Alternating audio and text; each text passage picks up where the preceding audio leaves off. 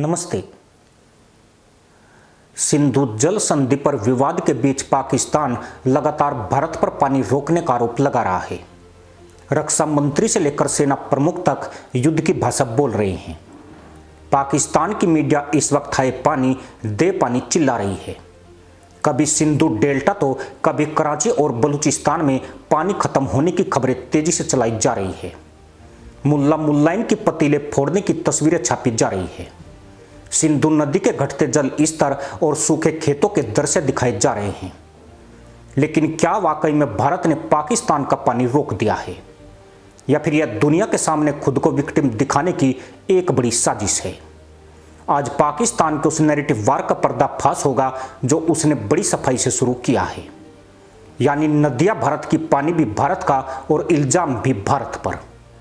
दोस्तों, वीडियो पूरा देखिएगा, क्योंकि पाकिस्तान में पानी की कमी और जाहिलों के खतरनाक खेल का आज पूरा सच सामने आएगा। भारत और पाकिस्तान के बीच सिंधु जल संधि को लेकर बढ़ता तनाव अब सिर्फ जल विवाद तक सीमित नहीं रह गया है। पाकिस्तान के रक्षा मंत्री समेत कई बड़े नेताओं ने पिछले कुछ दिनों में वाटर सिक्योरिटी को नेशनल सिक्योरिटी से जोड़ते हुए भारत के खिलाफ उकसावे वाली बयानबाजी की है। दूसरी तरफ पाकिस्तान लगातार अंतर्राष्ट्रीय मंच पर यह नैरेटिव बनाने की कोशिश कर रहा है कि भारत के फैसलों की वजह से उसे गंभीर जल संकट का सामना करना पड़ रहा है। पूरे मदरसा मुल्क में पानी के लिए हाहाकार मचा हुआ है। सिंध में फट रही है तो पंजाब में उधड़ रही है, पर हकीकत में यह वही मुल्लाबाजी है जो बताती है कि ये अपने बाप के सगे क्यों नहीं हो पाते हैं। ताजा विवाद को सिर्फ पानी के बंटवारे के नजरिए से देखना नाकाफी होगा। इसके पीछे एक बड़ी कूटनीतिक साजिश, राजनीतिक और नैरेटिव वॉर भी दिखाई दे रहा है। सवाल है कि क्या सच में भारत ने पाकिस्तान का पानी रोक दिया है, या फिर पाकिस्तान इस मामले का ग्लोबल सपोर्ट हासिल करने और खुद को विक्टिम यानी पीड़ित के रूप में पेश करने के लिए इस्तेमाल कर रहा है। दरअसल कई बार जंग हथियार से नहीं बल्कि दिमाग से भी लड़ी जाती है। टैंक, मिसाइल और लड़ाकू विमान बाद में आते हैं। पहले कहानी बनाई जाती है। पहले दुनिया को यह बताया जाता है कि कौन पीड़ित है और कौन हमलावर। इस समय भारत और पाकिस्तान के बीच सिंधु जल संधि को लेकर जो बहस चल रही है, उसमें भी कुछ ऐसा ही होता दिखाई दे रहा है। हाल ही में पाकिस्तान के रक्षा मंत्री ख्वाजा आसिफ ने कहा था कि अगर पाकिस्तान की वाटर सिक्योरिटी को खतरा हुआ तो भारत के खिलाफ जंग भी एक विकल्प हो सकती है। यह बयान ऐसे समय आया जब पाकिस्तान लगातार यह दावा कर रहा है कि भारत ने सिंधु नदी का पानी रोक दिया है और उसकी वजह से देश में जल संकट पैदा हो गया है। यह सिर्फ एक राजनीतिक बयान लग सकता है, लेकिन अगर पिछले एक साल की घटनाओं को देखें तो एक बड़ा पैटर्न दिखाई देता है। पाकिस्तान सिर्फ पानी की बात नहीं कर रहा है, बल्कि दुनिया के सामने खुद को एक पीड़ित के रूप में पेश करने की कोशिश भी कर रहा है। मोटे शब्दों में इसे धूर्त मुल्ला पॉलिसी कहते हैं। यह मक्कारी इनकी मुल्लाबाजी का हिस्सा होती है। पाकिस्तान की बुनियाद झूठ पर ही रखी गई थी और जिन जाहिल और फंटर लोगों को अपने साथ लेकर भागा था, उनकी दुकान झूठ पर ही चल रही है। पर मामला यहीं खत्म नहीं होता। पिछले साल पहलगाम में हुए आतंकी हमले के बाद भारत ने पाकिस्तान के खिलाफ बड़ी सैन्य कार्रवाई की थी। ऑपरेशन सिंदूर के तहत भारत ने पाकिस्तान को तंदूर बना दिया था। सैकड़ों का हूर मिशन के लिए टिकट कट गया था और कुछ हु करते नजर आए थे। जाहिलों के पिछवाड़े कैसे तोड़े गए थे, इसकी टीस आज भी सुनाई देती है। इससे पहले भारत ने सिंधु जल संधि को प्रभावी रूप से सस्पेंड कर दिया था और कहा था कि खून और पानी एक साथ नहीं बह सकते। यहीं से पाकिस्तान ने नया नैरेटिव बनाना और विक्टिम कार्ड खेलना शुरू कर दिया। पाकिस्तान के नेताओं, अधिकारियों और मीडिया संस्थानों ने दुनिया को यह बताना शुरू किया कि भारत ने उसका पानी रोक दिया है। खबरें आने लगी कि सिंध और बलूचिस्तान में जल संकट बढ़ गया है। कई नहरों में पानी का स्तर घट गया है। खेती प्रभावित हो रही है।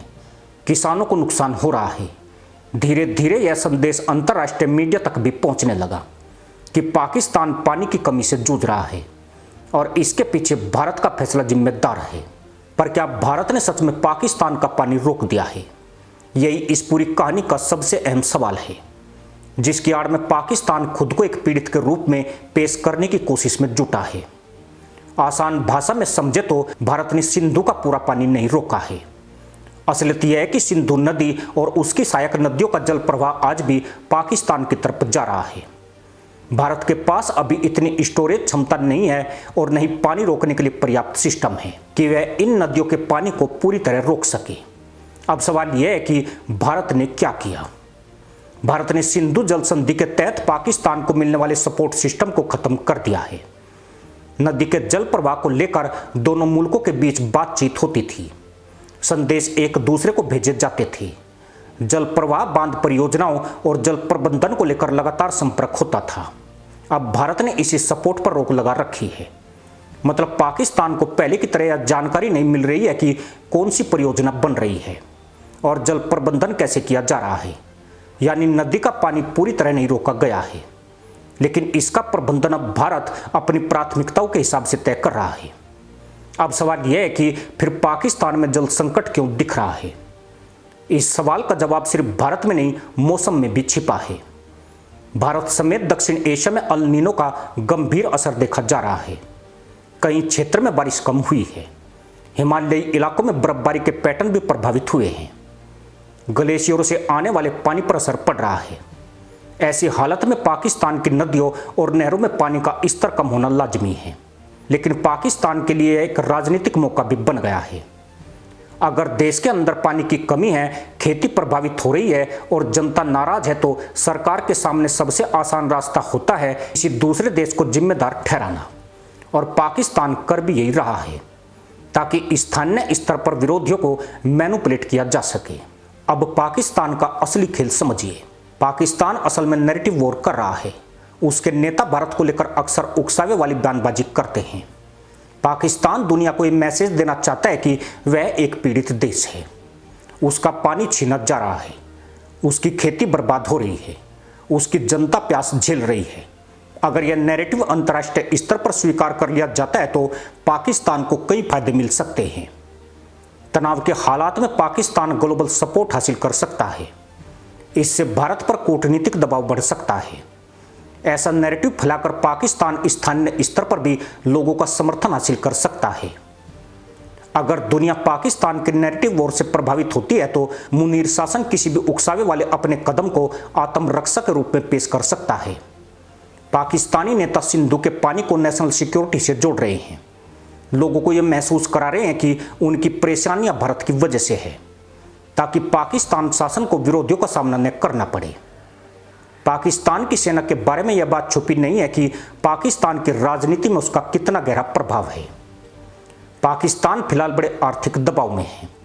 जब भी कोई देश आर्थिक संकट, राजनीतिक स्थिरता या आम लोगों के विरोध का सामना करता है, तब राष्ट्रीय सुरक्षा का मुद्दा अचानक प्रमुख हो जाता है।